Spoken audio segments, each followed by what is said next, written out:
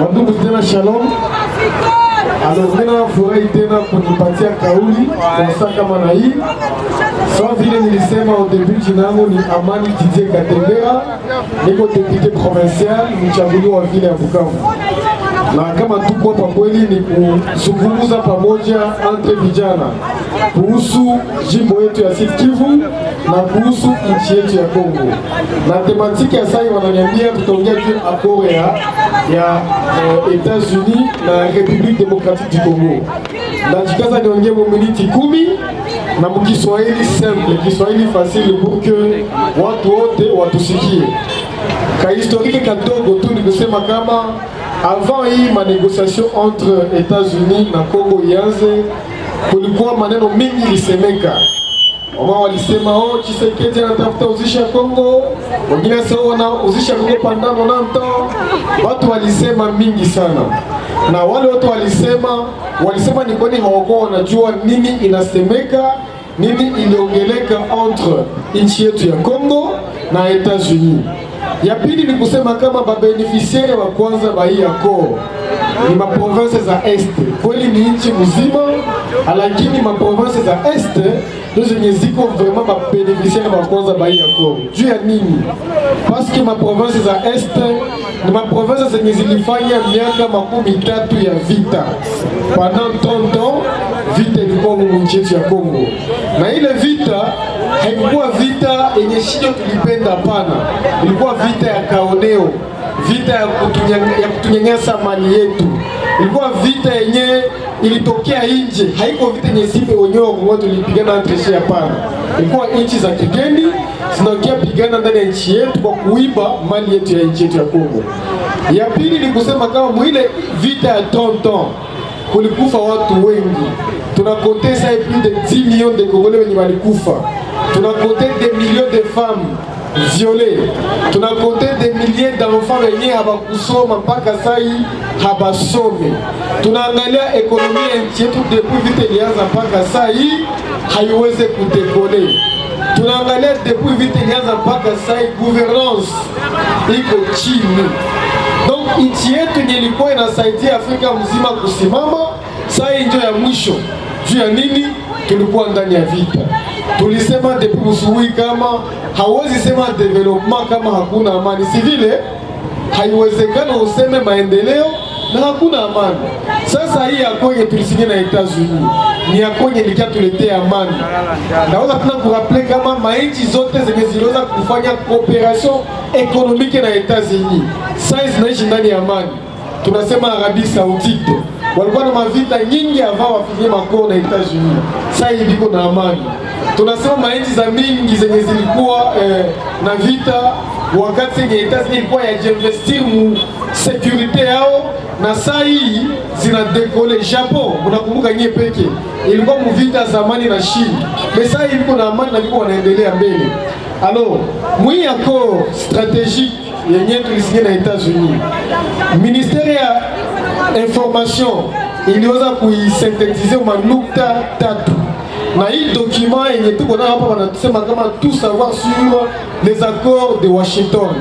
Washington ni capitale ya États-Unis, ndio kwenye sisi wa Kongomani na États-Unis tuliweza kudiskite, tuliweza kuongea kwa kufanya hiyo document. Na mwi document mko manukta 3 za maana. Nukta ya kwanza ni accord de paix entre RDC na Rwanda. Nukta ya pili ni cadre d'intégration économique régionale. Na nukta ya tatu ni accord de partenariat stratégique entre le gouvernement de la République démocratique du Congo et les États-Unis d'Amérique. Nukta ya kwanza, accord de paix entre Rwanda na Congo. Nilisema kama depuis 30 ans trop tunateseka civile. Na ile vita yenye ilikuwa impose kwetu ni vita kutokea Rwanda, hatuna ya kuficha. Depuis 1994 94 mu français ya kwetu, Rwanda ilikuwa na genocide na watu fulani wa gouvernement yetu ya wale wakati ilifungula mafrontiere na Wanyarwanda walifika huko Kongo, na mpaka sasa hivi mnajua vita yenye tunaishi ni vita yenye ilianzia pale. Tuliweza kufungula mafrontiere zetu kwa upendo lakini ile upendo wetu inatuzalia mchoko mpaka saa hii. Alors ile inakuwa utilisé vile pretext kusema kama wale Wanyarwanda wanafika Kongo kwa kupiganisha wa FDLR, inakuwa pretext. FDLR ilikuwa 94 mpaka saa hii iko na miaka 30. Walikuwa na miaka ngapi? Walikuwa na 35 40 ans. Sasa hawezi pigana tena. Alors ndugu zetu wa voisins walikuwa wanajifocaliser kule discours mpaka sasa ikawa wanakiapiganisha wa FDLR hapa kwetu Kongo, ijapokuwa ni Kongo. Ile FDLR kumbe ilikuwa ni minere. Ile FDLR kumbe ilikuwa ni pori yetu. Ile FDLR kumbe ilikuwa manyama zetu za mzuri zenye tuko nazo Mkongo. Ndio walikuwa wanajua wanatafuta, wanaiba, wanapeleka ngambo ya pili. Donc haiko vita yenye tulitaka sisi. Alors Mwiako wanasema kama Rwanda na Congo désormais wata résoudre les problèmes yao de manière pacifique. De manière pacifique, manake hatutapiganaka tena, tunadeside kuikala fasi moya na kuongea. Ya pili wanasema kama Rwanda haitatia tena wa militaire wake hapa kwetu Mkongo. Donc a partir ya hii accord Rwanda itatosha wale wa militaire wake na wapeleka kule kwao. Wako nasema ma mesures défensives, des histoires de prétextes zenye zitenir. Donc a partir ya accord biko na obligation ya kutosha kila aliye Mnyarwanda ambaye anakia pigana pa Kongo na kurudia kule kwao. Ya tatu mwi accord entre le Rwanda et la RDC. Wanasema kama kutakuwa coopération économique. Sasa entre les voisins tunapaswa kucoopérer économiquement civil.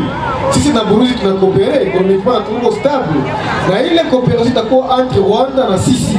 Sasa na mwiki ndio wanasema kama ile coopération itadepasser Rwanda. Itaingia mpaka Museyergel na Musepegel. Haitakuwa tena Rwanda yo peke, lakini itaangalia na mapei zenye zinatuzunguka zingine. Tunaangalia Rwanda, Burundi na kadhalika. Tutakuwa na ile obligation ya kusaidiana, ya kutumika pamoja. Mabarabara zinaweza kuwa, unaweza kuwa mchuruzi hapo nenda Rwanda unarudia, unaingia Burundi unarudia na kadhalika, na hautakuwa inquiété. Na ya kufuata ni kusema kama amani itadumu sasa entre Rwanda, Congo, Burundi na zingine. Hii ni nukta ya kwanza entre Rwanda na Congo. Manake avec hii accord tulisikia sasa entre na Rwanda na Congo, sécurité tarudia, économie yetu itakuwa stable, tutaongea comme des amis, comme des frères na wale wa voisins wote. Pekee mnajua kama wewe unakulaka kila siku na shima kisha voisin kwa nalala njala, atafaa bulozi kwa hivyo vile atakuia watoto, atafanya ya kufanya kwa ajili ya kumtuliza mwingine. Ijapokuwa sisi na Rwanda tuko ba voisins éternels, sisi na Burundi tuko ba voisins éternels, tunafanya kuishi maisha yote pamoja. Maana tunapaswa prendre aussi kutumika pamoja. Ya pili wanasema intégration, cadre d'intégration économique régionale. Ni kusema kama ekonomi ya Kongo, ekonomi ya Rwanda, ekonomi ya Burundi na kadhalika, tuko na ile obligation ya kukua ya kutumika pamoja économiquement parlant. Donc kuko nukta nasemeka hapa na isoma. Wanasema hapa kama ce cadre a pour ambition de prolonger l'engagement de paix par une coopération économique structurée. Ça veut dire quoi? Zamani entre Congo na Rwanda tukapeleka shirika kifasi moja, tunaongea vyetu binaishia pale. Kama tukusikilizana hakuna matajua. Mais finalement ça kuko la grande puissance mtunene iko naangalia na kusurveiller tout ce qui a comme accord est signé entre sisi na Rwanda. Donc kutakuwa structure fulani itakuwa créée pour que hii accord tulisigné pamoja kusikue ndani basema ujanja. Tusikilizana kusiko ujanja. Kuko kitu yote yenye inakuwa kumsimamo. Tunasema structuré. Yote inajulikana na watu yote, hakuna vya makwapa, yote inajulikana na population. Donc tuko na obligation ya kujua nini nasemeka humu ndani. Ya kufuata wanasema ita transformer la stabilité à retrouver en opportunité concrète le développement. Donc le développement itakuwa finalement effectif, itaonekana. Tunasikia makadre macroéconomique na vingine hatuone umecho. Mais cette fois-ci avec un accord, développement itaonekana. maentreprise hapa kwetu zitajengewa, barabara zitajengewa, mashamba watu wataanza kulima, parce que kitu inafanyika hapa ni kitu kiko soutenu na une grande puissance et des moyens énormes zilitiliwa ndani pour que hii accord ipate nguvu ya kufuata. Wanasema kama kutakuwa création de valeur et d'intégration des marchés communs. Exemple ni marché tuko tunaangalia si watajenga hapa Kavivira, marché régional, marché transfrontalier. Warundi wanaweza kutumika ndani, wakubana kutumika ndani na zingine zinaweza jengiwa ngambo ya pili. Itafaciliter transport de biens et produits, itafaciliter aussi mouvement des personnes et de leurs biens entre ma pays zenye ziko mo région des Grands Lacs, notamment entre le Rwanda, le Burundi et le Congo. Na kadhalika kunakuwa nukta ya tatu inasema sur l'accord de partenariat stratégique entre la RDC et les États-Unis. Mwi nukta ya tatu Rwanda haiko concerné, Rwanda haiko mundani. Et na concerné Rwanda ni accord de paix entre le Rwanda et la RDC na cadre d'intégration régionale. Ni kusema nini? Par exemple minerais mali tunachangia entre Rwanda na Congo, nous allons vous exploiter si wote pamoja. Exemple ni gaz méthane la Kivu, si vile mo gaz méthane na iko Rwanda na iko Congo. Alors ile ni mali que tunapartager pamoja, tunaweza aussi kuexploiter pamoja bila ile ujanja yenye president anaweza kusema sasa hivi. Alors mwi ya tatu ya 4 partenariats stratégiques entre la RDC et les États-Unis, ni kusema kama désormais RDC inakuwa partenaire stratégique wa États-Unis mu Afrique. Na mulisikia wakati fulani Trump alisema kama depuis wanasinya kama mu Afrique ikungaliki ya kwanza yenye ina mettre États-Unis à la tête des coopérations économiques en Afrique. Donc toutes les coopérations d'Afrique réunies sont des coachings et balisigués dans le Congo. Dû à nini? Parce que le Congo c'est un pays riche. Alors, là où on a sema kama États-Unis itakia investir au Congo. Ndio nukta ya kwanza hii. Donc les investisseurs américains watafika mu Congo, wanakia na pesa zabo, wanapatia vijana makazi. Nilisikia jicho kama machozi yanasema kama president tuna besoin ya kazi itakuya avec hii accord. Haiko muza, haiko rêve, haiko blague, ni ukweli.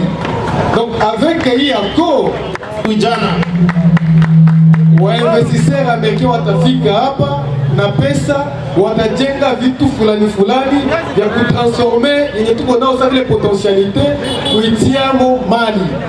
Ya pili, entreprise za transformation ma minerais zitajengewa hapa kwetu Sud Kivu, Nord Kivu, Katanga na kadhalika.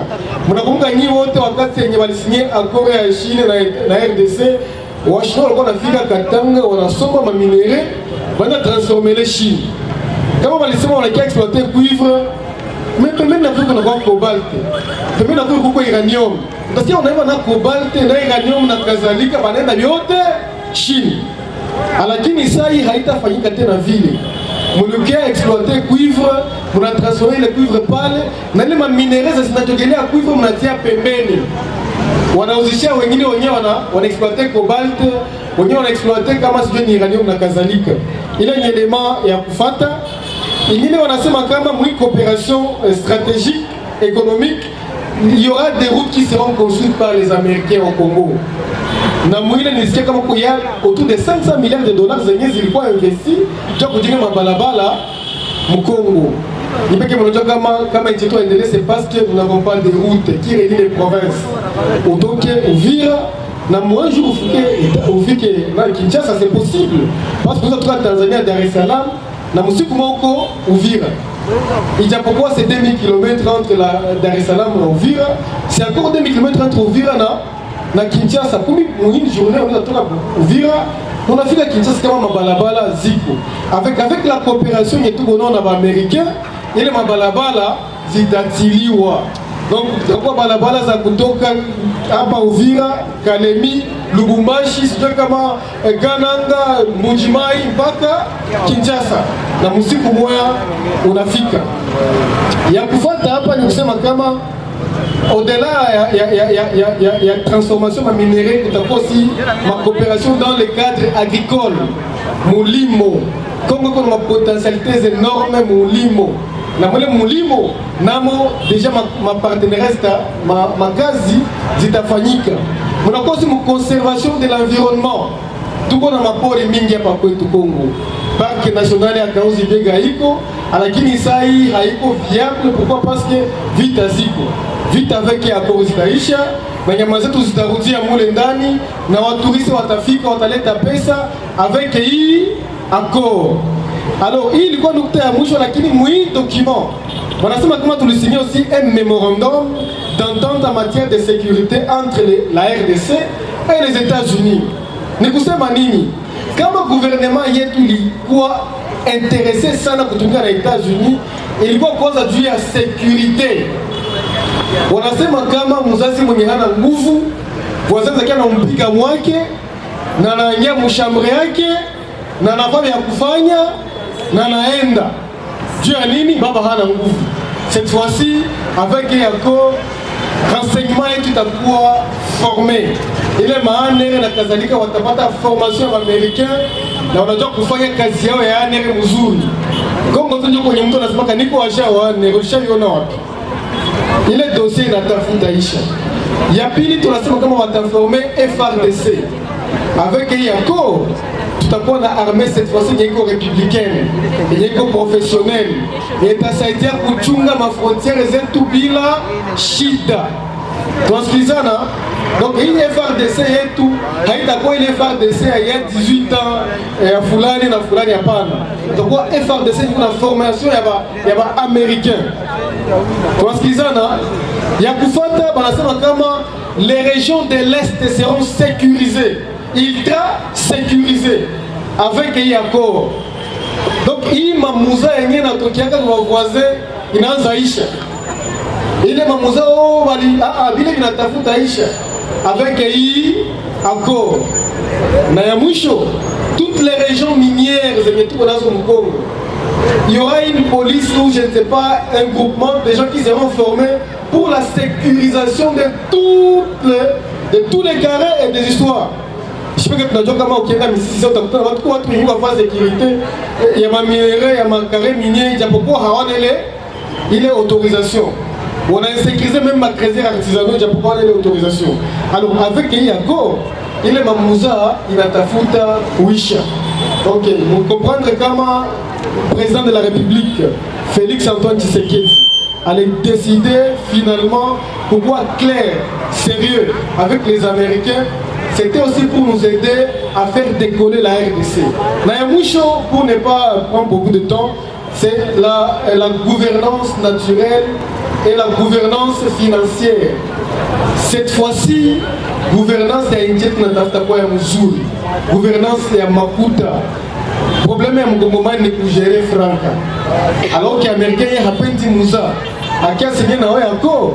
Manake anapasha jua makuta zingalikupatia zitatumikiwa namna gani, zitafaa kazi gani, na peple ajiretrouve namna gani. Tunasikilizana na kutakuwa suivi mzuri sana juu ya gisi gani makuta yenye itatokea mwiyako itakuwa utilisé en faveur du peuple. Gouvernance des ressources naturelles aussi. Donc kusema kama toute la manne tuko nayo ya mapori tuko nayo, ile makuta inapaswa kusaidia kuproteger ile manyama zisizo mapori, kuproteger ile mapori zetu na kusaidia relèvement ya ekonomi ya province ya Sud Kivu